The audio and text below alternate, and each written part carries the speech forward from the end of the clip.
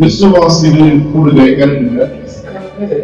கிரேக்க அர்த்தம் வந்து அழைக்கப்பட்டவர்கள் இப்ப இந்த அழைக்கப்பட்டவர்கள் கூட்டுதான் சபைன்னு நம்ம இதற்கு அப்பாற்பட்டு ரெண்டு விதமா நீங்க வந்து சபையை புரிஞ்சுக்கலாம். முதல்ல பாத்தீங்கன்னா உலகளாவிய சபைக்கும் ஸ்தல சபைக்கும் வித்தியாசம் பார்க்கணும்.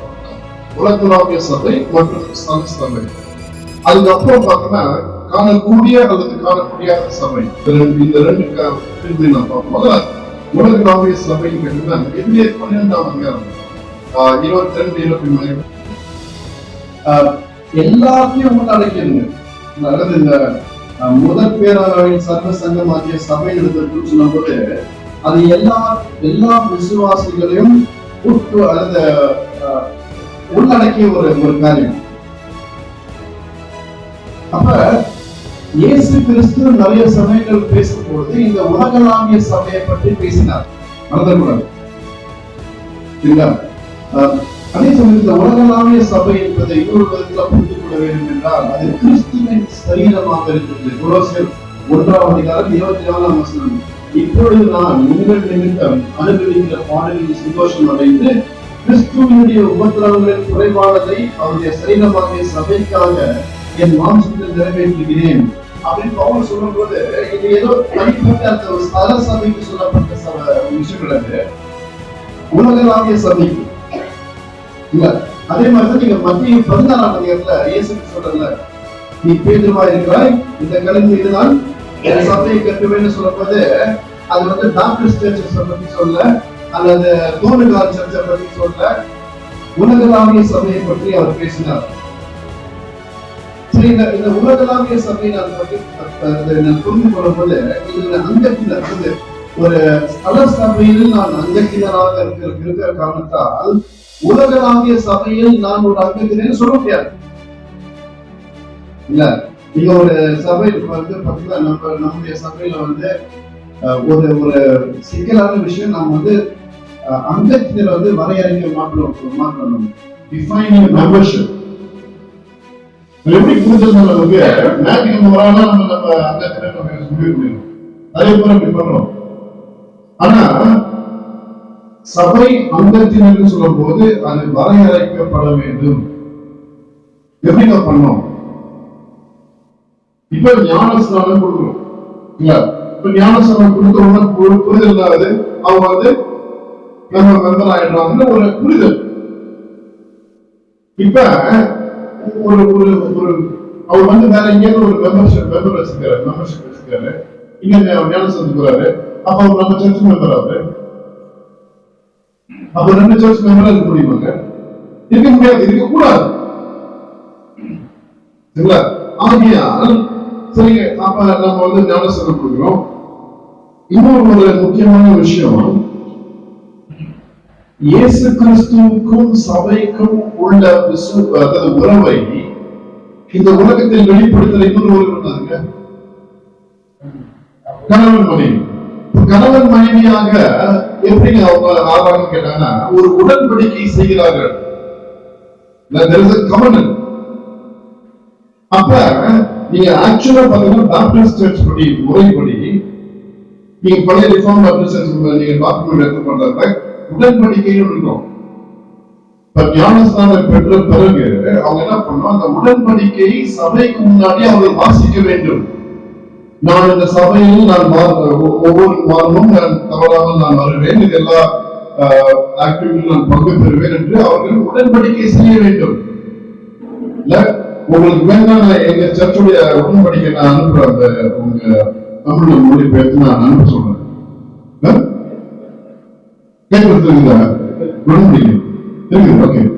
அப்ப இது ரொம்ப முக்கியமான விஷயம். அந்த உடன்படிக்கை நீங்கள் செய்யும் பொழுது சபை அங்கத்தினர் யாரு நமக்கு தெரியும். மனம் எல்லாம் அங்கத்தினர் கிடையாது.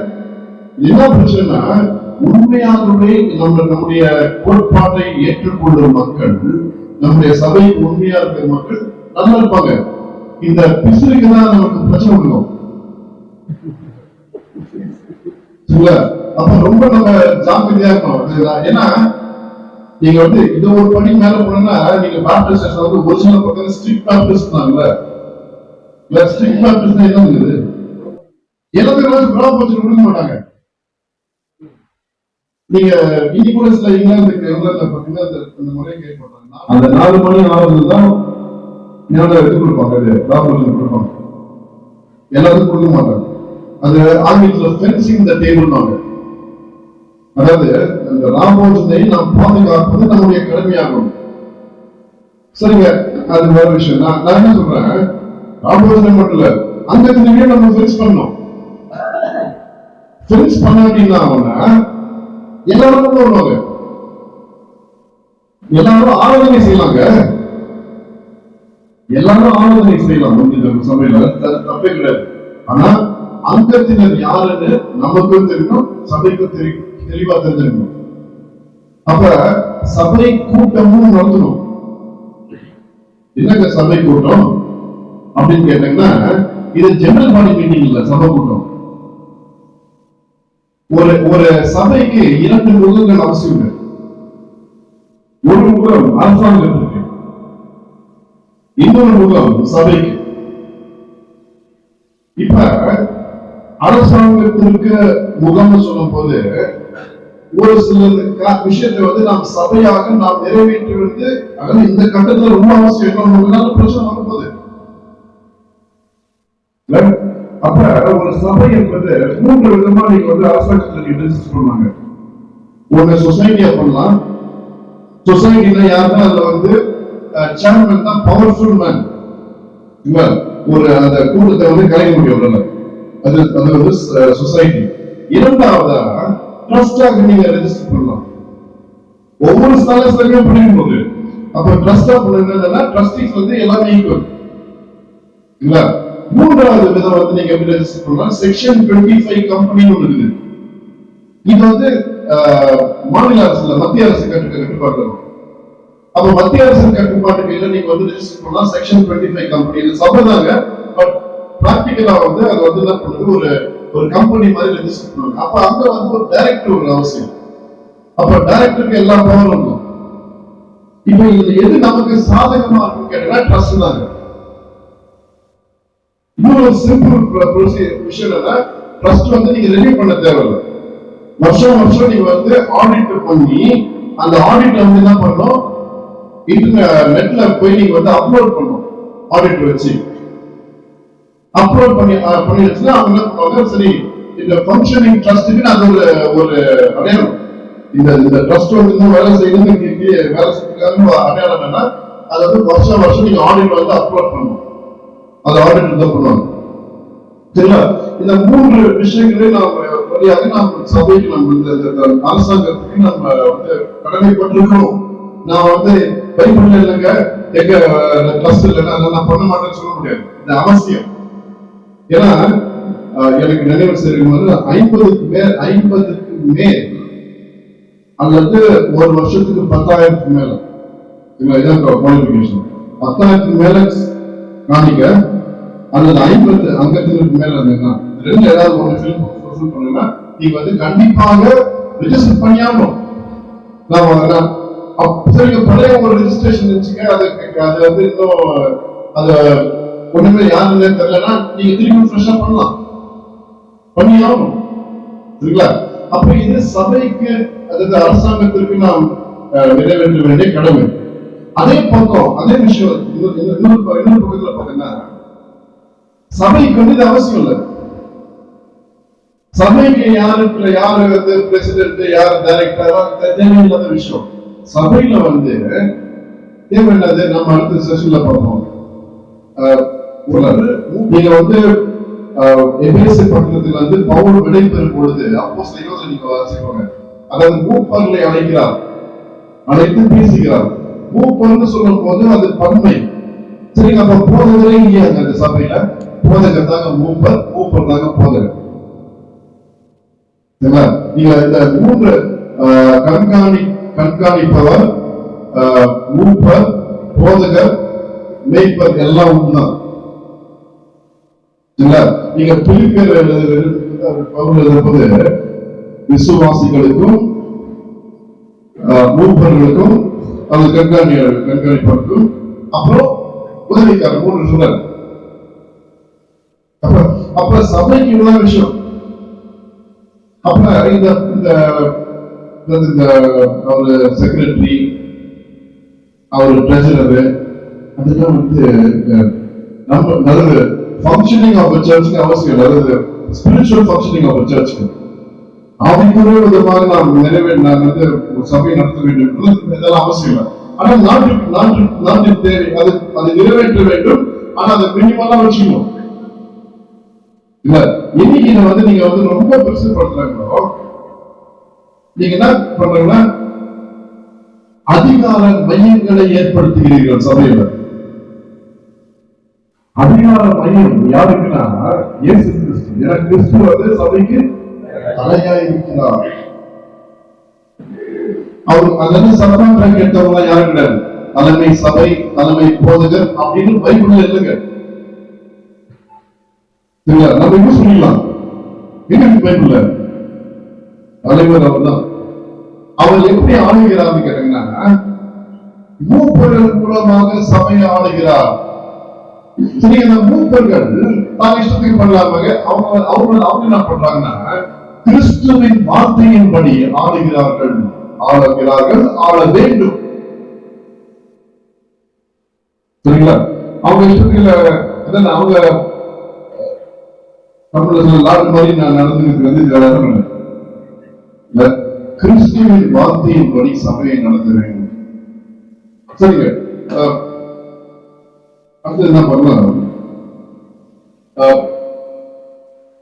எப்படி ஒருத்தர் உலகளாவிய 12ஆம் அதிகாரம் 13ஆம் வசனம்,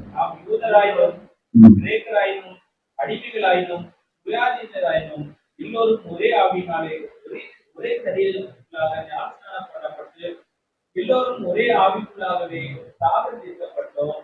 சரிங்க. இப்ப பொதுவா ஞானஸ்நானம் என்பது தண்ணியில பண்றது. ஆனா இவங்க என்ன சொல்றா, நீங்கள் சரீரத்துக்குள்ளாக ஞானஸ்நானம் பண்ணீர்கள். அப்ப எதை குறித்து பேசுகிறார்? நான் கிறிஸ்துவின் சரீரமாக சபைக்குள் வருகிறதை. இது என்ன சபைங்க? இது உலகளாவிய சபை. அப்ப நான் ரட்சிக்கப்படும் பொழுது, ஒரு ரட்சிக்கப்படும் பொழுது ஆவியானவர் அவருக்குள் வருகிறார். அவருக்குள் இருந்த இறந்த ஆவியை அவர் உயிர்ப்பித்து அவர் தன்னோடு இணைத்துக் கொள்கிறார். உடனடியாக ஒருவர் ரட்சிக்கப்பட்டவுடன் அவன் உலகளாவிய அல்லது இன்விசிபிள் சர்ச்ல அவன் அங்கத்தினராக மாறுகிறான் உடனடியாக. அதனால அந்த சொல்றாரு, நீங்க என்னோட கூட பதேசில் பண்ணு, எந்த சர்ச்சுக்கு போனாங்க, எங்க ஞானஸ்நானம் நடத்தா, எங்க கம்யூனிட்டி எடுத்தா ஒண்ணு இல்லையே. ஆகையால் ரட்சிப்பு தான் முக்கியம். அப்ப நம்முடைய சபைகளில் இதை நாம் முக்கியம், நம்ம ரொம்ப ஜாக்கிரதையாக நாம் பார்க்க வேண்டும். பின்னாடி பார்க்க அது ஏன் இது அவசியம். அப்ப ரட்சிக்கப்படும் பொழுது நாம் இந்த சபைக்குள் நாம் வருகிறோம்.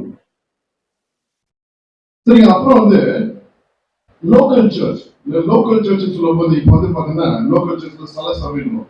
எபேசு சபை, கொலோசு சபை, இல்ல பிலிப்பு சபை, இதெல்லாம் ஸ்தல சபைகள். அப்ப இந்த நிருபங்கள் இந்த ஒரு குறிப்பிட்ட சபைக்கு எழுதப்பட்டது. ஆனால் அந்த குறிப்பிட்ட சபைக்கு மட்டுமல்லாமல் as a secondary cause, secondary purpose, மற்ற சபைகளுக்கும் எழுதப்பட்டது. அன்னைக்கே பவுல் எழுதினப்பே ஒரு என்ன பண்ணாரு, இத அடுத்த சபைக்கு நீ அனுப்புறது இல்ல. அப்ப இந்த சபைகள் எல்லாம் என்ன சொல்றது, ஸ்தல சபைகள். 25ஆம் வசனம். இப்ப சபை கூடி வருகிறதுன்னு சொல்லும் போது இது என்ன சபைங்க? ஸ்தல சபை. இது ஏன்னா ஒரு சமீபத்தில் ஒருத்தர் இருந்தாரு, அவர் என்ன சொல்றாரு, ஒரு கலை கலைக்கு போயிட்டாரு. எதுக்கு மெம்பர்ஷிப் எல்லாம் பத்தி பேசுறாங்க? இல்ல யாரும் இந்த சபைக்கு போலாம், அதே மாதிரி நீங்க வேலைக்கு போக முடியுமா? நீங்க இந்த கம்பெனி போறங்க, நாளைக்கு அத்தை கம்பெனி போறேன், உங்க பிள்ளைங்களை போய் இன்னைக்கு இந்த ஸ்கூல் போறா, நாளைக்கு அத்தை ஸ்கூல் போறான்னு போக முடியுமா? ஆனா சபையில எல்லா சபையும் ஒன்னா எங்க வேணா போய்க்கலாமா, எங்க வேணா போய் ஆராதிக்கலாம்ன்றது உண்மை. ஆனா ஒரு சபைக்கு நீங்கள் உண்மையாக இருக்க வேண்டும். இந்த சபை லாயல்டி, உண்மையா இருக்கிறது ரொம்ப முக்கியமான விஷயம். ஏன்னா அப்படிப்பட்ட மக்கள் தான் ஊழியம் செய்ய வேண்டும். எல்லாத்துக்கும் ஊழியம் செய்ய முடியாது. எந்த மனிதர்கள் உங்க ஸ்தல சபைக்கு உண்மையாக இருக்கிறார்களோ, இல்ல நீங்க உள்ள முடியலங்க, இந்த பக்கத்துல சபைக்கு போகிறேன்னா போட்டோம் அப்படியே அங்கே. இப்ப அவருக்கு பொறுப்பு கொடுத்தா வருவார் அவரு.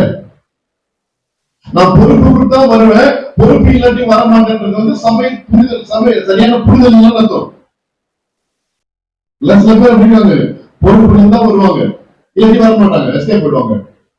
இல்ல அப்ப இந்த இந்த ஸ்தல சபைன்னு சொல்லும்போது கூடி வருகிறது லோக்கல் சர்ச். அதே சமயத்துல இந்த ஸ்தல சபையில தான் நீங்க வந்து வேத பிரமாணங்களை நான் கை கொள்ள முடியும். ஒரு ஒரு ஒரு ஒரு வருஷம் சொல்லுவாங்க வந்து ரோமர் 12 ரோமர் 12:10 ஒருவருக்கு ஒருவர் அப்படி கவனம் பண்றது சகோதரர்.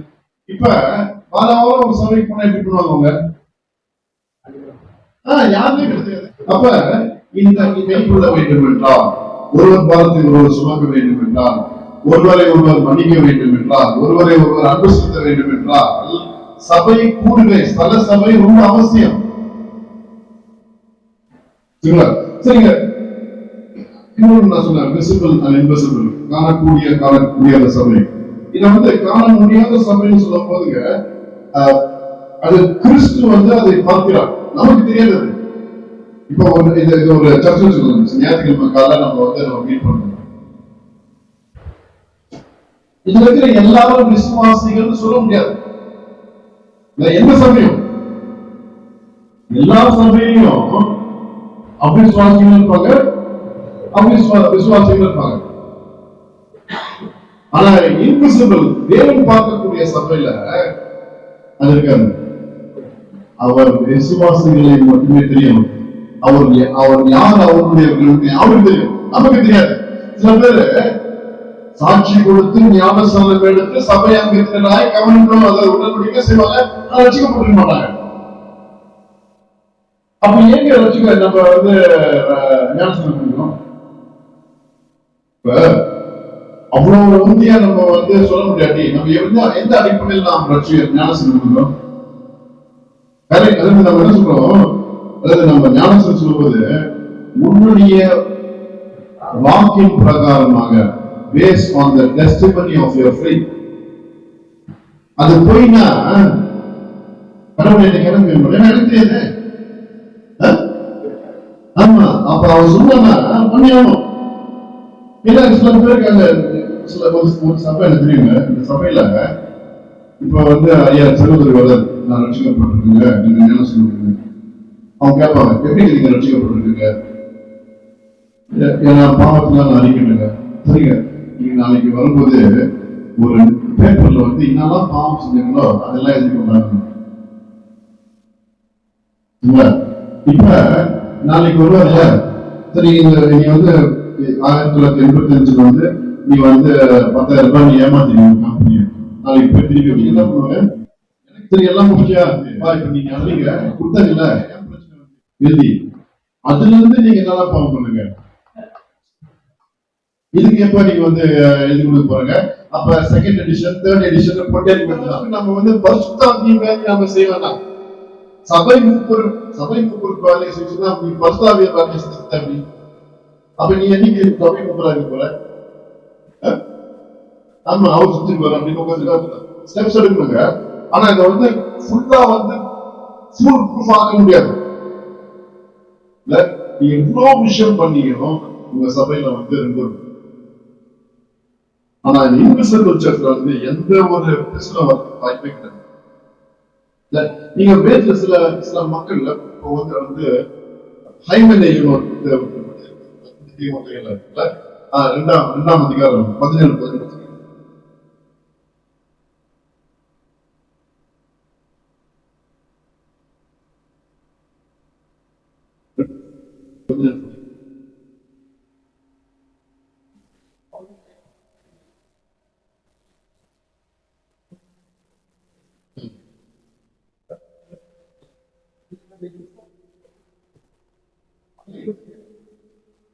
இல்ல அவருடைய வார்த்தை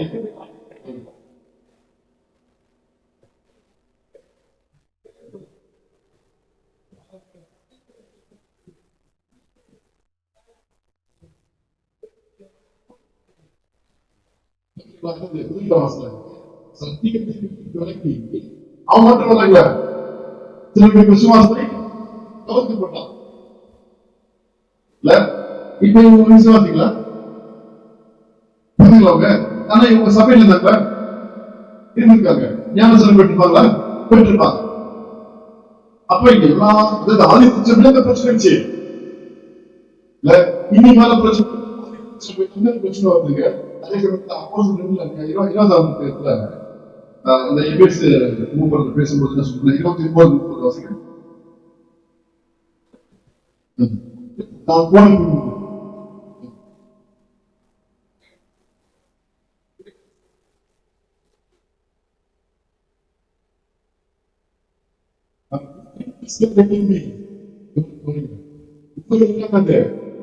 சபையில் இருந்து அப்ப அந்த சபையின் அங்கத்தினர்கள் சிலருக்கு மாறுவார்கள்.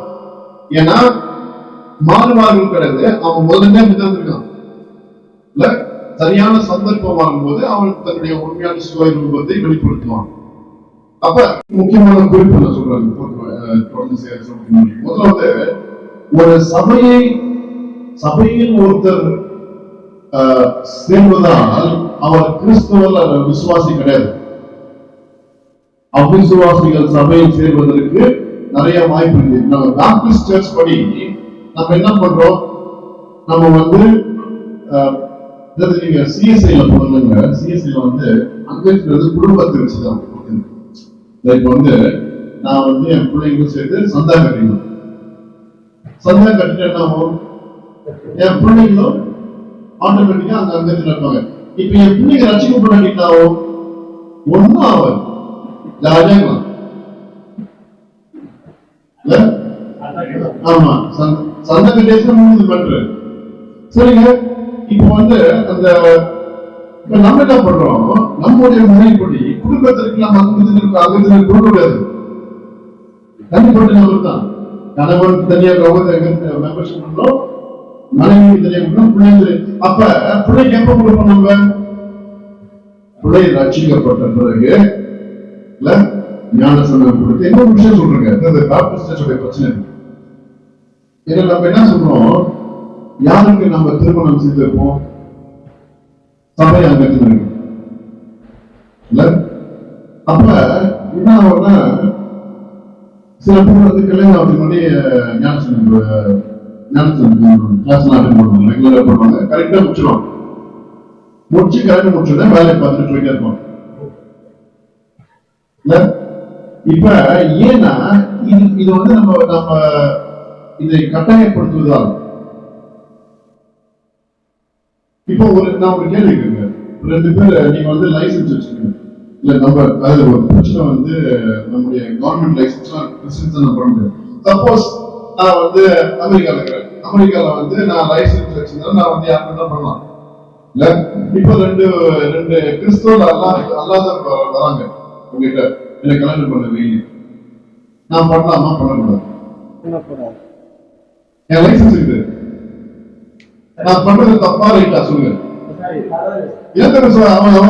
அவன் ரசிக்கப்படுறேன்னு தெரியும் அவனுக்கு, பண்ணலாம். ஏன்னா இது ஒரு சமுதாயத்தின் ஒரு வாழ்வு முறை, சட்ட ரீதியா எந்த தவறும் கிடையாது. ஆனா நாம் போதகர்னா ஒரு விசுவாசிக்கு அவங்க விசுவாசிக்கு கல்யாணம் பண்ணி வைக்கலாமா? அதான் பண்ண. அப்ப இதெல்லாம் நம்ம வந்து என்ன பண்றோம், நம்ம வந்து இதை ரொம்ப கட்டாயப்படுறதுனால என்ன பண்றோம், டக்குனு வந்து கல்யாணத்துக்கு ஞானசனம். அப்ப சபையில் இருக்கிற எல்லாரும் ரட்சிக்கப்பட்டவர்கள் கிடையாது. இரண்டாவது விஷயம் வந்துங்க, சபை என்பது விசுவாசிகள் கூடி வருகிறதா சபை. விசுவாசிகள் அவங்க சொல்லியிருப்பாங்க, கண்டிப்பா இந்த மாற்று கருத்தை எல்லா சபையிலும் இருப்பாங்க. 12 ஒருத்தந்தாங்க. அதையும் எனக்கு வந்து புரியாத ஒரு புரியாது. அவனும் வந்து கர்த்தருடைய பந்தியை பெற்றாங்க. ஆமா, அது எப்படி குத்தான்னு எனக்கு என்னால விளங்கி கொள்ள முடியல. ஏன்னா அவருக்கு தெரியுமா அவன் இவன் வந்து இப்ப பேசுது தெரியும், ஆனா குத்த சரிங்க, அது வேற விஷயம். சரிங்க, அப்புறம் வந்து மாதிரி பிள்ளைகளும் குடும்பத்திற்கு அக்கத்தில் கொடுக்கூடாது நம்ம பாப்டிஸ்ட் முறையின்படி. சரி, இப்ப இந்த விசுவாசிகள் கிறிஸ்தவர்கள் நம்ம சொன்னோம். இன்னொரு வழியா பார்க்க போனா இன்னொரு வசனம் சொல்லுங்க. 1 பேதுரு 2ஆம் அதிகாரம் 9ஆம் வசனத்துக்கு 1 Peter 2:9.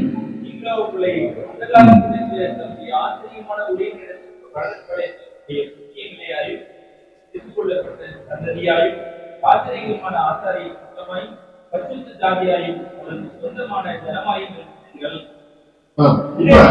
நான் சொன்ன மாதிரி சபை என்பது விசுவாசிகளின் கூடுதல். இரண்டாவது கேள்வி, விசுவாசிகள் அல்லது கிறிஸ்தவர்கள் இந்த வசனம் நமக்கு விளங்குது. முதல்ல வந்து பாத்தீங்கன்னா அவர்கள் தெரிந்து கொள்ளப்பட்டவர்கள். யாரால் தெரிந்து கொள்ளப்பட்டார்கள்? கடவுளால் தெரிந்து கொள்ளப்பட்டவர்கள். நீங்களோ அப்படின்றதுல நீங்க அதுக்கு முந்தின வாசிங்க. அவர்கள் எழுதுகிறார்கள். ஒரு பயங்கரமான சத்தியங்க. அதுக்கென்று நியமிக்கப்பட்டார். நீங்கள் அதற்கென்று நியமிக்கப்பட்டவர்கள் அல்ல, நீங்கள் தெரிந்து கொள்ளப்பட்டவர்கள். அப்ப விசுவாசிகளை கடவுளால் தெரிந்து கொள்ளப்பட்ட மக்கள். அதனால் அது எனக்குள் நன்றியை அது உண்ண வேண்டும். It should invoke a sense of gratitude in me. ஒவ்வொரு விசுவாசியும் நாம் இந்த தெரிந்து கொள்வதை நாம் புரிந்து கொள்வது எனக்கு இருமா போறாதுங்க, பட் நன்றி உள்ள ஒரு விஷயம் வர வேண்டும். ஏன்னா நிறைய பேர் இந்த ரிஃபார்ம் பண்ணி இருமாப்பா சுத்திடுறாங்க. மாதிரி எல்லாம் அதாவது புறஜாதியர் வந்து உடனே சொன்ன புறஜாதியர் வந்து கடவுள் வந்து நரகத்துல நெருப்புக்காக செஞ்சான் விறகு கட்ட மாதிரி. நன்றியுள்ள இருதயம் எனக்கு வேண்டும். ஏனென்றால் நான் கடவுளால் தெரிந்து கொள்ளப்பட்டேன். எந்த வெளியிலும் நான் தகுதி எல்லாம் இல்லை. நீங்க ஒருவேளை நீங்க சரித்திரத்துல சில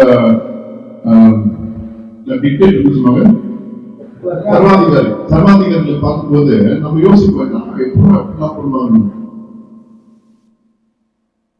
ஹிட்லர் ஒரு நிறைய ஊர்ல இருந்து ஹிட்லருக்கு ஒரு அவனே ஃபுல்லா பண்ணுங்க. அவன் கூட நிறைய பேர் இருந்தாங்க. அதுல ஒரு முக்கியமான ஒரு மனிதன் பேர் ஐக்மேன். அவங்க என்ன பண்ணுவாங்கன்னா, அது அவன் ரொம்ப கிரியேட்டிவா வந்து எப்படி சாப்பிடுறது யோசிப்பாங்க. சில பேர் என்ன பண்ணுவாங்கன்னா, இந்த பெரிய வேன்ல உள்ள போட்டு அடைக்கிடுவாங்க. அப்படியே நெருக்கு போட்டு அடைக்கிட்டு புகை வருது இல்ல வெளியே, அந்த புகை டியூபை திருப்பி கொண்டு போய் உள்ள விட்டுருவாங்க. இதுக்குள்ள வேன்குள்ள ஏற்கனவே காத்து வராது, வர காத்து என்ன இருக்கும், இந்த புகை தான். அப்படி 8 மணி நேரம். ஆனா இந்த வேன் போய் அங்க சேரும் போது அங்க வந்து என்ன வச்சிருப்பாங்க பணம், அப்படியே திறந்து மீன் போட்ட மாதிரி பண்ணிட்டு போடுவாங்க.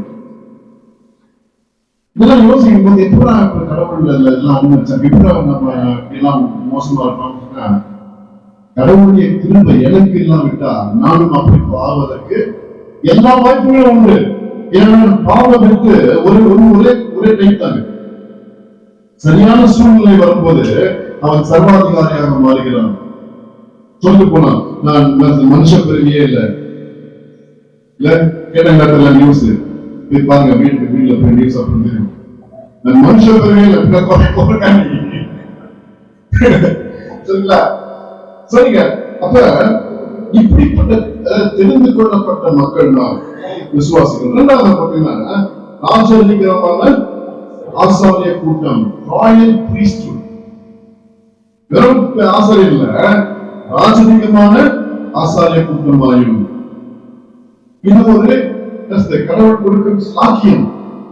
ராயல் பிரீஸ்ட்ஹுட், அதற்கு ஏற்ற மாதிரி நான் நடந்து கொள்ள வேண்டும். நான் நல்ல மனிதனாக இருக்கப்படினால் கடவுள் தெரிந்து கொள்ளவில்லை. கடவுள் என்னை தெரிந்து கொண்டு எனக்கு இப்படிப்பட்ட ஒரு சாக்கியத்தை தருகிறார். மூன்றாவது விஷயம், பரிசுத்த ஜாதியாக இருக்கிறேன். இவங்க ரிசர்வேஷன் இருக்குமாங்க? இடஒதுக்கீடு இருக்குமா இந்த ஜாதிக்கு? பைபிள் படி ஒரு ஜாதி தான், பரிசுத்த ஜாதி. 2 ஜாதி, பரிசுத்த ஜாதி, அடுத்தது பாவ ஜாதி. அவ்வளவுதான் பைபிள் படி.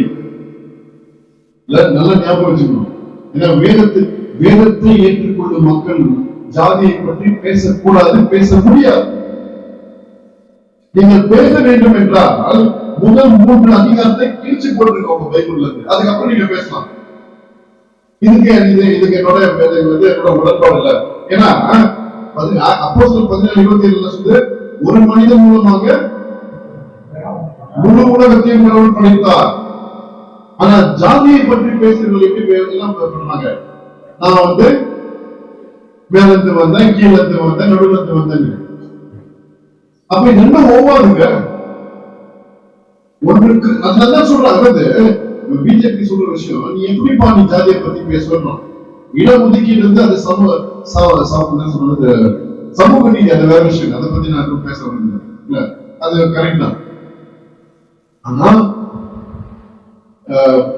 இதுக்கு ஒரு வியாக்கியம் கொடுப்பாங்க. ஆபிரகாம் சொன்னாமா, அந்த ஜாதியில போய் எடுங்க, நான் பைபிள் கீழ்பட்டு யோசிக்கிறேன், அந்த ஜாதி தான் நான் எடுப்பேன். இனத்தான். அப்ப வேதத்தின் படி பரிசுத்த ஜாதி தான், வேற எதுவும் கிடையாது. இதுதான் சொல்லுங்க, நான் பார்க்கிறேன். இல்ல, 4வது விஷயம், அவருக்கு சொந்தமான ஜனம். இவ்வளவு பெரிய கிருபை. சரிங்க. அப்ப இந்த 4 காரியங்களுக்கு பேச்சு விளங்குறார். மட்டுமல்ல, இதை தாண்டி இன்னொரு விஷயம் பேத்துல வெளிப்படுத்தின விஷயம் சில உருவகத்தை வைத்து கடவுள் சபையை நமக்கு வெளிப்படுத்துகிறார். முதல் உருவகம் பாத்தீங்கன்னா 1 கொரிந்தியர் 12ஆம் அதிகாரத்தில் 12ஆம் உருவகம் பேத்துல பாத்தீங்கன்னா சபையை பற்றி பேசும்போது அது ஒரு சரீரமாக இருக்கு. சரீரம்னு சொல்லும் போதுங்க அங்கு நெருங்கிய உறவு கொண்டு நீங்க ஒரு கால் நீங்க போற ஒரு காலில் உருக்குது, நாங்கதான் வலிக்குமா? எவ்வளவு ஸ்பீட் டிராவல் பண்ணுது? Chemical but the transmission is through chemicals. அப்ப அந்த அளவுக்கு நெருக்கமான ஒரு உறவு சபை இருக்க வேண்டும். இந்த உறவை நான் உருவாக்கவில்லை, அதை பாதுகாக்க வேண்டும், பராமரிக்க வேண்டும்.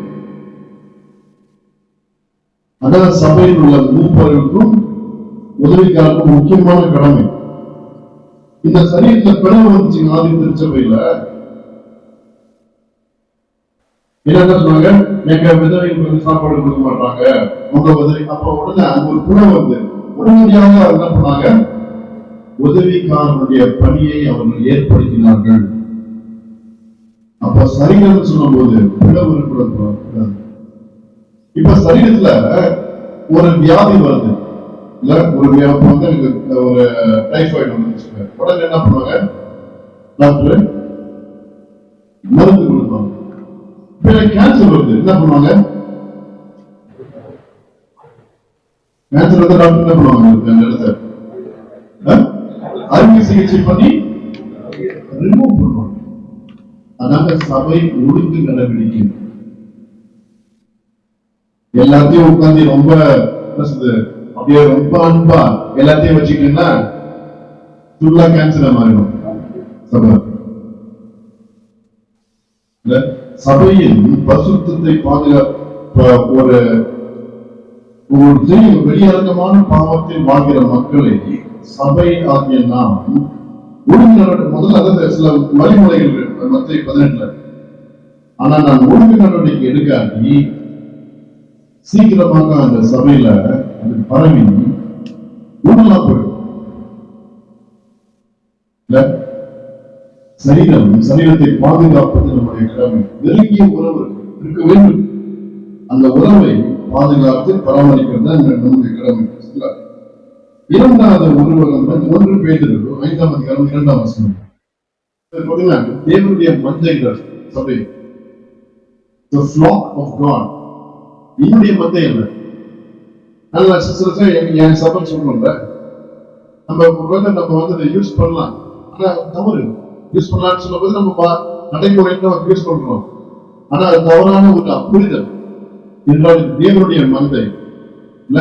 தேவனுடைய மந்தைன்னு சொல்லும் போது ஒரு மந்தையை அதாவது ஒரு மீட்பன் மந்தை அவனுக்கு சொந்தம் என்றால் அந்த மந்தை ஒண்ணு விஷயத்துல அவன் கடமை. ஒரு ஆடு மட்டும் வேற சைடு போச்சு என்ன பண்ணுவாங்க, டக்குன்னு ஓடி போய் குப்பை வச்சு தட்டி என்ன பண்ணுவாங்க, அந்த திருப்பி அந்த கூட்டத்துக்கு பண்ணுவோம். ஏன்னா இல்லாட்டி என்ன போகும், ஒண்ணுன்னா போகும், ஆடுகளை கலைந்து போய்விடும். ஆகியால் மந்தை என்று அடுத்த உருவத்தை நாம் பார்க்கணும். மூன்றாவது உருவகம் பார்த்தாங்க 1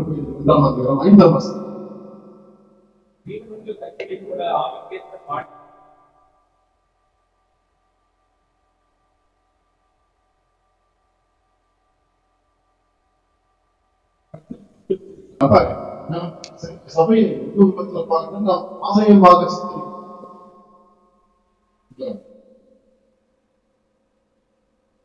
ஆலயம் சொல்லும்போது அந்த ஆலயத்தில் படைக்கப்பட்ட பலி. இனி நாம் பலிகளை செலுத்த முடியாது, செலுத்த அவசியம் தேவையாது. அதனால்தான் ஆட்டுக்குள் எழுதணும்.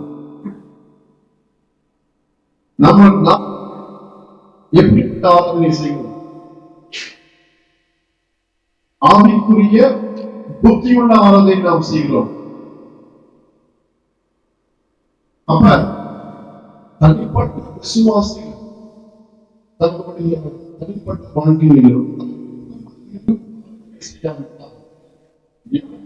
வரும்போது அவங்க செய்கிற ஆராதனை மறைமுகமாக மாறிவிடும். சபையின் பொறுப்பில் இருக்கிற மக்கள் சபையில வந்து இதை கேட்டுக்காங்க. வீட்டுல பைபிள் படிக்கிறாங்களா, ஜெபம் பண்றாங்களா? அவர்களால் உண்மை செய்யாது.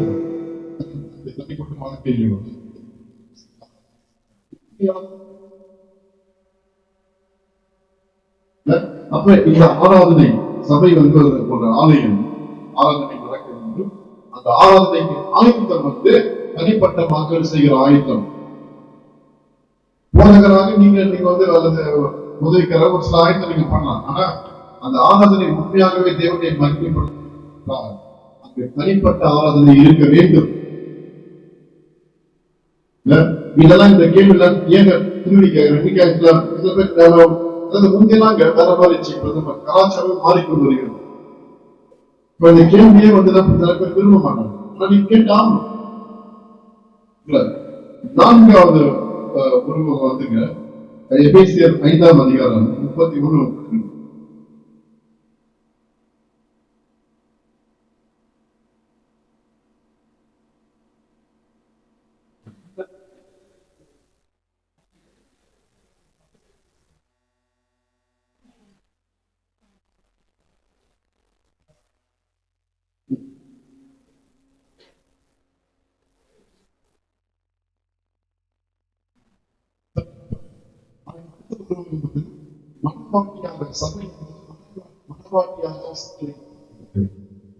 மணவாட்டின்னு சொல்லும்போது மணவாளன் வந்து கிறிஸ்து. ஆகையால் கிறிஸ்துவுக்கும் இந்த மணவாட்டிக்கும் உள்ள உறவை வெளிப்படுத்துவது சபை. அப்ப நடந்தா போதுங்க, குடும்பங்கள் நன்றாக இருக்க வேண்டும். ஏன்னா அங்கதான் முதல்ல வெளிப்படுது இந்த உறவு. சில பேருக்கு எந்த கூச்சமும் இல்லாம வீட்டுல ஃபுல்லா சண்டை போட்டு வந்து ஆராதனை செய்வாங்க. அந்த ஆராதனை மற்றொரு கோஷமாக இருக்க வாய்ப்பு இல்லை. இருக்கும் வந்துருங்க. ஆனால் நாம் அப்படிப்பட்ட ஒரு கலாச்சாரத்தை சபையில் நாம் அது பிராக்டிஸ் பண்ண குடும்பங்களை நாம் ஜாக்கிரதையாக நாம் கவனிக்க வேண்டும் என்றால் குடும்பங்கள் சேர்ந்த சபை ஒரு சபை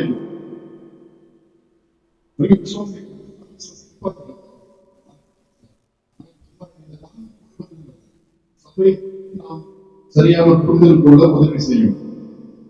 சரிங்களா? ஒரு சில விஷயம் மட்டும் சொல்லி முடிச்சுருங்க. இந்த உலகளாவிய சபை, பல சபை, காணக்கூடிய சபை, காணக்கூடிய அந்த சபை, இதெல்லாம் நாம் கற்றுக்கொள்ள வேண்டிய முக்கியமான பாடங்கள் 6 சொல்லுவோம். முதலாவதா நான் சொன்ன மாதிரி சபை என்பது விசுவாசிகளின்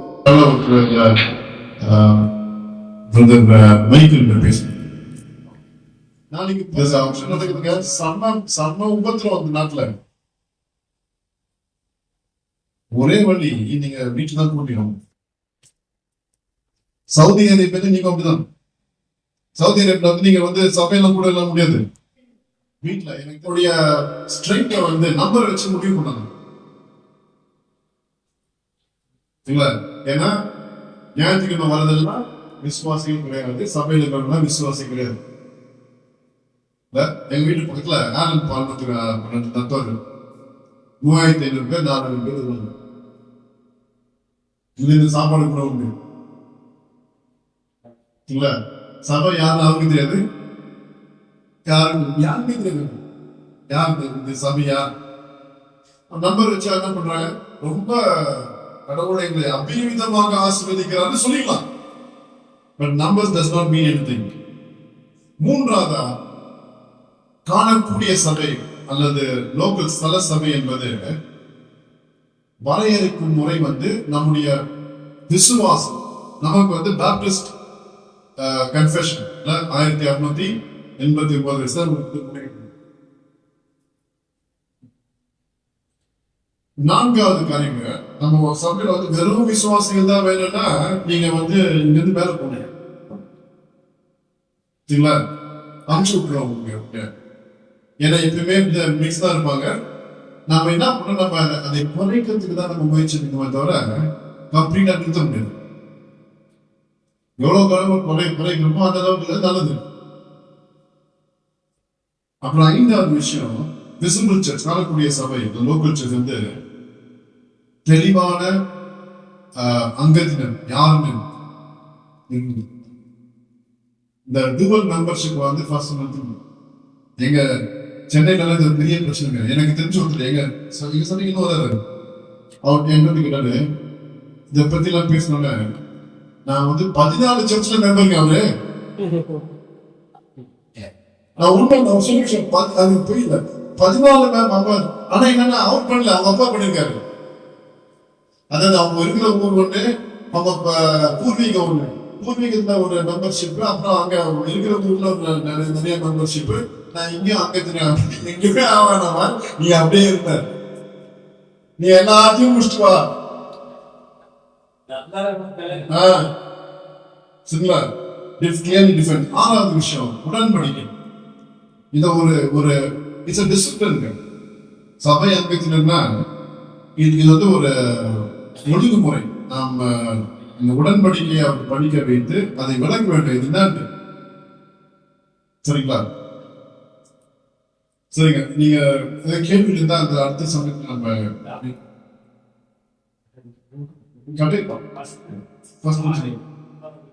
சர்ச் பில்டிங் அவசியம் இதுதான் நல்லது. அதை பத்தி சபையுடைய சர்ச் பில்டிங் தான் சபை கிடையாது.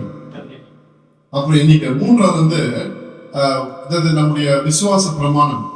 இதை வச்சுதான் நம்ம லோக்கல் சர்ச் மீட் பண்ணுது. நான்காவது இந்த அவிசுவாசிகளும் விசுவாசிகளுடைய மிக்ஸ்ல குறைக்கணுமே தவிர கம்ப்ளீட்டா நீங்க மாத்த முடியாது. எந்த சமயம் பூர்ணமான சபை வெறும் மேல இருக்கிற சபை தான். ஐந்தாவது காரியம் சபை அங்கத்தினர் யாருமே தெளிவா இருக்கணும். ஆறாவது காரியம் உடன்படிக்கை ஒரு ஒழுங்குமுறை நாம் கடைபிடிக்க உதவி செய்யும்.